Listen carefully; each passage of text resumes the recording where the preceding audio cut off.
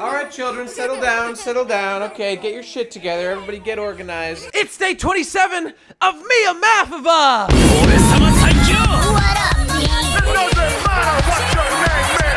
What up, Do you ever consume a piece of art and think that you've totally got it digested? You know, totally think you understand what the author is trying to say? And as you look around, it looks like the general consensus is, yeah, you've got it right on the money. But then some time passes and you spend more time thinking about it, and you realize the answers might not have been as simple as you had first thought. Because that's exactly how I feel about the character of Griffith from Berserk. And what I want to do today is take an in-depth look at the actions he took to get Guts and the rest of the gang to where they are in the story. Just explore his motivations. You know, why did he do it? Why did he choose to do these things this way? This is the case for Griffith. And you know, I'm not alone in thinking this way, not by a long shot. There are people all over the place who raise, you know, the white banner and say, Griffith did nothing wrong. And I think those people are objectively incorrect. But I do find it interesting to think a little bit more deeply about the motivations behind Griffith's actions. So Berserk is this famous-ass manga. It's been running for like 20 years or something. Kentaro Miura is the guy who's been drawing it. He keeps taking hiatuses. But slowly but surely, the story does progress with a new chapter every once in a while. In fact, right now, there have been some major developments to some of the stuff I'm going to talk about in this video after, you know,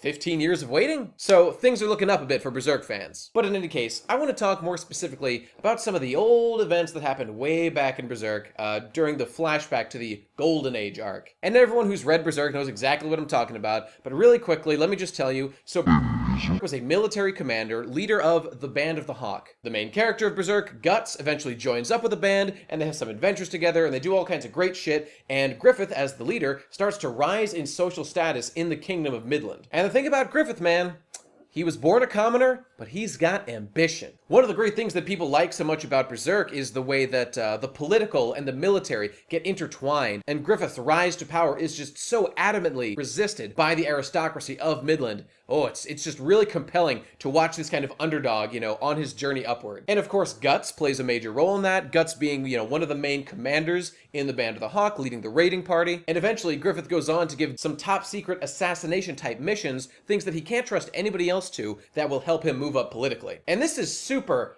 dirty work. This is not clean stuff. You know, he ends up getting Guts to kill a kid. You know, it's pretty fucked up. But frankly, in the world of Berserk, that's hardly the worst thing that's happened. But anyway, moving on, there are some important events that happens that lead up to the big moment we're going to discuss here. So actually, immediately following that assassination that Griffith sent Guts on, in which Guts had to kill a child, Guts happens to overhear a conversation between Griffith and Princess Charlotte, who is the daughter of the king that Griffith is romancing, clearly intending to marry her and gain the throne. So Guts, you know, wounded, you know, dirty, having just killed a child, he's trudging up to go report to Griffith what happened, and as he's looking up this flight of stairs up at Griffith, he hears Griffith talking about people he considers friends and equals. And Griffith gives this fantastic speech about how anyone who would just follow Griffith's dream as opposed to following their own dream, Griffith could never see that person as a friend. He would merely see them as a subordinate or a tool. And this really affects Guts, because Guts and Griffith have this complex, semi-adversarial, but very friendly sort of rivalry. Because way back in the day when they first met, Griffith had defeated Guts in a one-on-one duel because Griffith wanted to make Guts his. He saw his skill in battle and thought, that is a useful person, I want him on my team, the Band of the Hawk. So Griffith, you know, not being a coward, one-on-one, face down Guts, defeated him, and then Guts joined his team. And I'm not going to go too much into it, but of course Guts has his own rebellious streak. He resisted at first, but eventually they formed this bond. So now, these years later, for Guts to hear Griffith talking about someone like him who is just following along with what Griffith wants him to do, just thinking to himself, wow, you know, Griffith doesn't see me as an equal. He sees me doing the things I'm doing right now as someone lower than him. I cannot abide that. And that's what makes the character of Guts special. Guts is so independent. He doesn't want to be caught up in anyone else's destiny. Gotta respect that about Guts. But hey, Griffith was on my bro list as opposed to Guts, so why was that? Well, we'll get to that. Again, not saying Griffith's a good guy. Not saying that at all. Okay, moving on. So after coming to this realization that he doesn't want to do this anymore, just be a pawn of Griffith's, Guts decides to leave the Band of the Hawk. And when Griffith finds out, the two reprise their duel from all those years before when Guts first joined. Only this time, Guts handily defeats Griffith. And you gotta remember, Griffith is a man who has never been denied anything he went after in his life. He's a man chosen by destiny. So for Guts to do something to defy that sort of what fate has in store for Griffith, to get everything he wants and claim his destiny, just, it shakes Griffith to his fucking core. Much more than just the fact that he lost the muscle that Guts provided, it's the fact that he didn't get something he wanted, that he was robbed of something he thought that he should possess. That's what really fucks up Griffith. So immediately afterward, he's just so frustrated and pent up with, oh, I have no control over these things in my life. He immediately goes and he fucks Princess Charlotte. This was a big mistake. Charlotte, for her part, seemed pretty into it, but when the king discovers that Griffith has fucked his virgin daughter, the one that he's kind of weirdly obsessed with because she looks so much like his dead wife, the queen, that's when things go downhill. So it's at this point that Griffith gets captured, tortured, and mutilated for an entire year. Meanwhile, without his leadership, the Band of the Hawk goes to shit a little bit under Casca. Casca being Griffith's most devoted follower and a lover of Guts. It's a complex three-way relationship between them. Anyway, Guts has gone off for his soul-searching journey during that year, but eventually Guts hears the news about Griffith being captured and joins up with Casca to go save him. Because remember, he doesn't hate Griffith, he just doesn't want himself to be controlled by Griffith. It's just about his own freedom, and following his own path in life to gain the respect of someone he respects as much as Griffith. So long story short, they successfully rescue Griffith, but it's far too late. Griffith's body has been horribly mangled. He can't talk anymore. He's skinny as fuck. His limbs barely even function. They have to keep the hawk helmet on his head just so people don't see how fucking disgusting he looks now. God knows what happened to him under that helmet. But he is still alive, so there's a little bit of hope for the future. And here's where things get crazy. So once they get safely back to the Band of the Hawk, Griffith is realizing his situation. Yes, he's been freed, but it's too late. He is completely defeated. He's had his strength lost. His beauty has been lost. Everything that made him him and made him special is gone from him now. There's no opportunity to advance anymore like he once had. He blew it. He totally blew it. And if you think about it a certain way, you can sort of blame it all on Guts. Because it was Guts who left the Band of the Hawk that put Griffith in the state of mind to do that thing with Princess Charlotte, which led to all this madness. In fact, in this incredibly heartbreaking scene, there's a moment where Griffith, just feeling so frustrated at his powerlessness, tries to, kind of come on to Casca. Tries to kiss her, tries to, start getting shit going, but his body's just too weak. And she indulges him for a bit, but it's just like, you just can't be doing this, man. And just comparing that state of being to what he was a year ago, Casca is in love with him. Casca would have jumped into his bed in a hot second if she had had the chance. So to see this woman who was so into him, just pitying him now, just an absolute devastating blow. So after all these things are hitting Griffith, one after another, Griffith just decides to leave. So he crawls out of the thing, and he's crawling down towards the river. He gets to the river, and what does he find but the Crimson Behelit? And it's where the Behelit comes in that we need to talk a bit more about fate. Because fate, which I've mentioned a couple times already, is a major factor in Berserk. All we need to know right now, though, is that Griffith had previously lost his Crimson Behelit, but he just happened to find it right here in this riverbed, on this perfect place that he just stumbled upon. Clearly, it was the forces of destiny at work. All of a sudden, the Crimson Behelit calls out to Griffith, and the eclipse begins. Now that we've set all that up, now we can get to the main issue. What Griffith did to the Band of the Hawk during the eclipse. So most people probably know this by now, but what happens is Griffith, as well as the rest of the Band of the Hawk, have been pulled into this sort of pocket dimension where these 4 demigods show up and they give Griffith a choice. They say, Griffith, you are the chosen one. You are the 5th God Hand. If you will give up a sacrifice, we will give you power. We will make you one of us. And that's when we cut to this amazing, wonderful sequence that shows off the kind of choices Griffith is making in his own mind. It shows him scenes of him running along, trying to get to this shining castle on a hill, which represents his dream. The dream of having his own kingdom. As he's running along the road, though, he eventually realizes that those are bodies he's running along. And the further he goes on the road as it ramps up, the more bodies it takes to prop him up. What he's seeing is a metaphor for the struggles he's going to have to go through and the people that are going to have to die for him to achieve this goal. He's also given a vision of a life with Casca. What he's seeing here is a vision of what life would be like if he chose not to do the sacrifice. We see him sitting with Casca running around taking care of their little children. Griffith still seems crippled, basically immobile, but he does have a family that loves him, especially Casca, who never gave up on him. She would be willing to sacrifice everything just to stay with him and try to make him happy. But in the end, Griffith makes his choice. He decides to give up the sacrifice, which essentially translates to every member of the Band of the Hawk, the people that he has lovingly picked from all the warriors in the kingdom, and assembled into his private, incredibly loyal army who have sworn their lives to do whatever it takes to help him succeed. He's giving up their lives in order to obtain this power. The power to realize his dream. And long story short, everyone there gets slaughtered. All the characters that we've grown to love over the course of the Golden Age arc,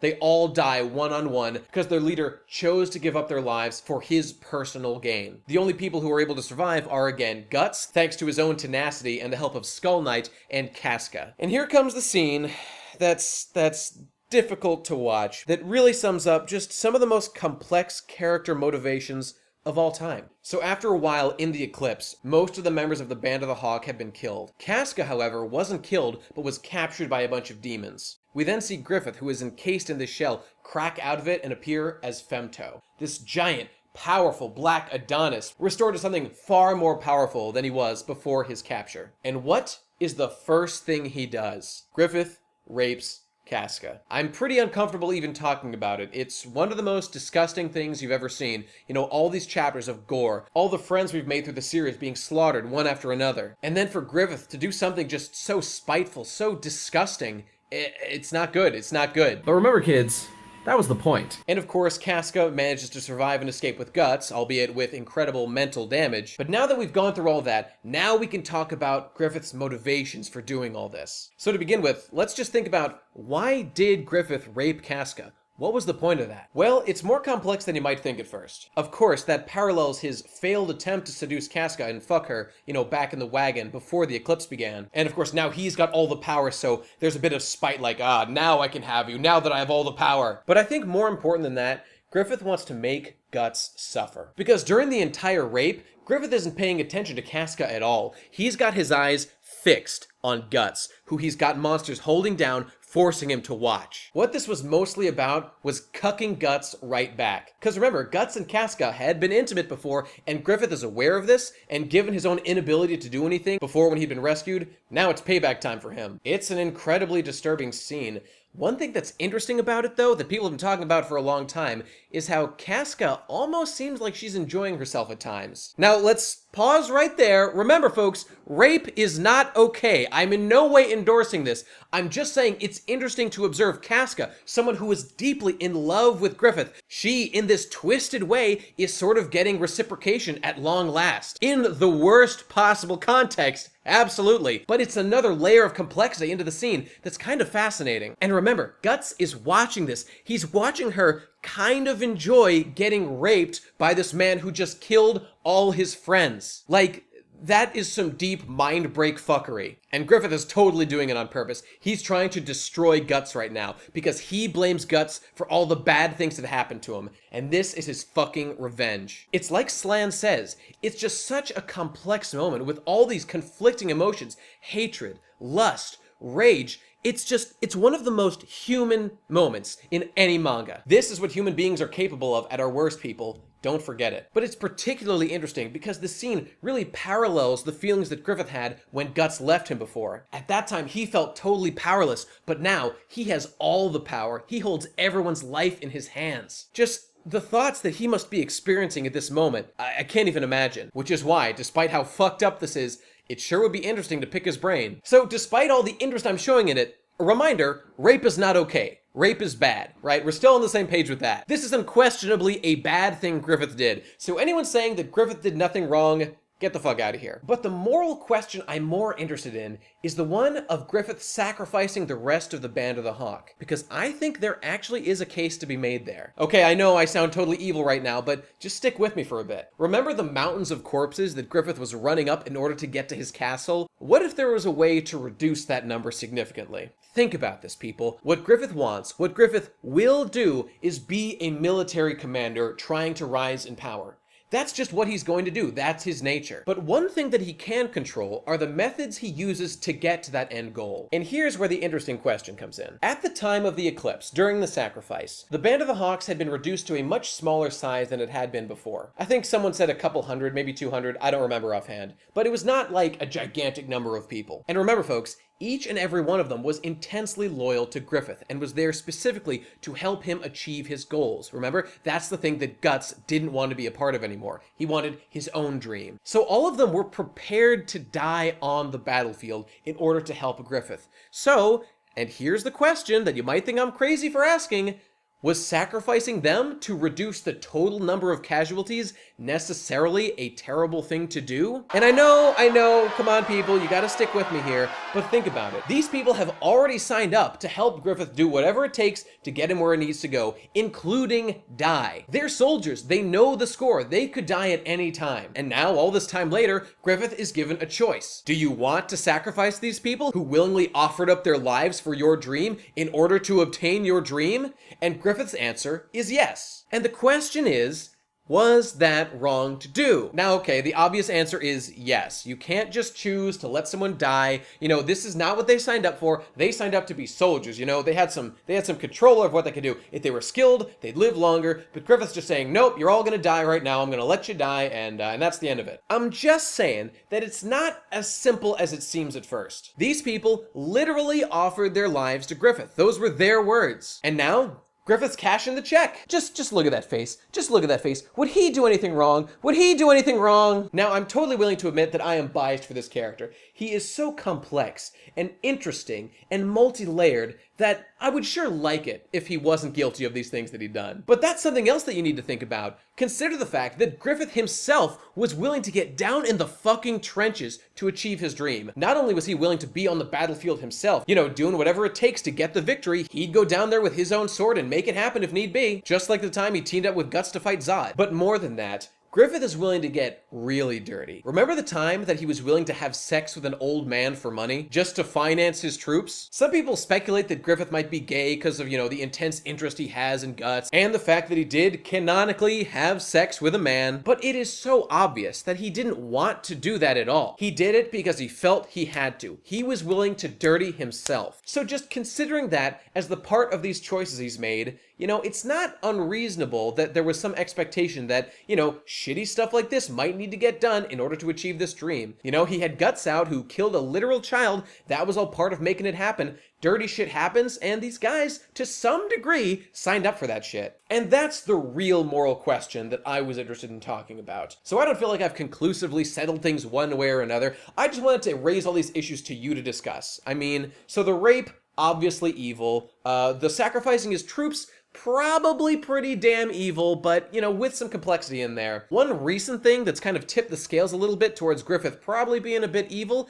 is that he met up with a character named Rickard not too long ago in the manga. Rickard was a survivor of the original Band of the Hawks back during the eclipse, which, remember, was in a flashback, what, like 5-6 years ago? Something like that? So when Rickard shows up to Griffith's city, Falconia, Griffith offers him the chance to join the new Band of the Hawk, you know, the new set of troops that are going to take back Midland and restore Princess Charlotte to the throne. And of course, Griffith's going to marry her. But after thinking it over for a while, Rickard's answer is to slap the ever-loving shit out of Griffith for doing that shit. One of the most badass pimp slaps in anime history. 10 out of 10 to this boy right here. Now, when this happens, Griffith pretty much turns the other cheek and is like, okay, you've rejected my offer, no big deal. But it's later on when Rickard's trying to leave Falconia that troops from Griffith's army have been sicked on them. So now he's actively trying to kill Rickard. That's not a good thing to do. That's pretty evil. So it's not 100% confirmed that Griffith actually gave the order to do that. It could be possible that Griffith's troops, who are extremely loyal to him, know that he insulted their lord by slapping him, and they send him that way. So even that isn't conclusive proof that Griffith is like this level of evil. And of course, you can't ignore the fact that Griffith is legitimately making a wonderful city for people to live in Falconia.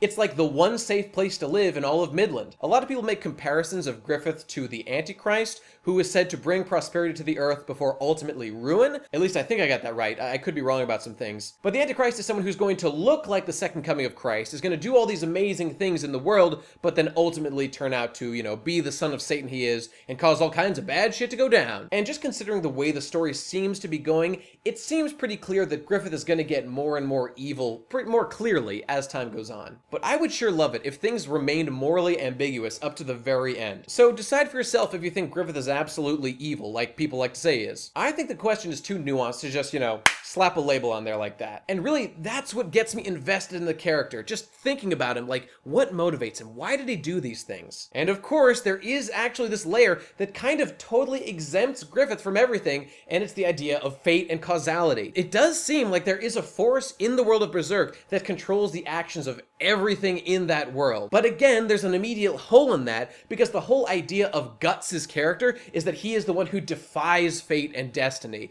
whereas Griffith embraced his destiny and embraced, sacrificing his friends. He didn't even try to resist. So just in the context of Guts being there, that makes Griffith look all the more evil for doing what he did. So there you go. The two guys are an incredibly beautiful parallel for each other, and I love them, love them, love them, love them, love them. Berserk is a fantastic series. Please go read it if you haven't already. Don't watch the new anime, for the love of God. And that's gonna do it for today's episode of MIAMAFV. We're getting pretty close to the end now, folks. What's this, day 27? Not too many more. Got a little announcement on that front. One of the last episodes I'm going to be doing is going to be a Q&A. So everybody who wants to ask me something, go ahead and send something to my Twitter using the hashtag MIAMAFV Q&A. I'll be on the lookout for them for the next couple days, so get them in there, folks. Thanks for watching, everybody. See you next time!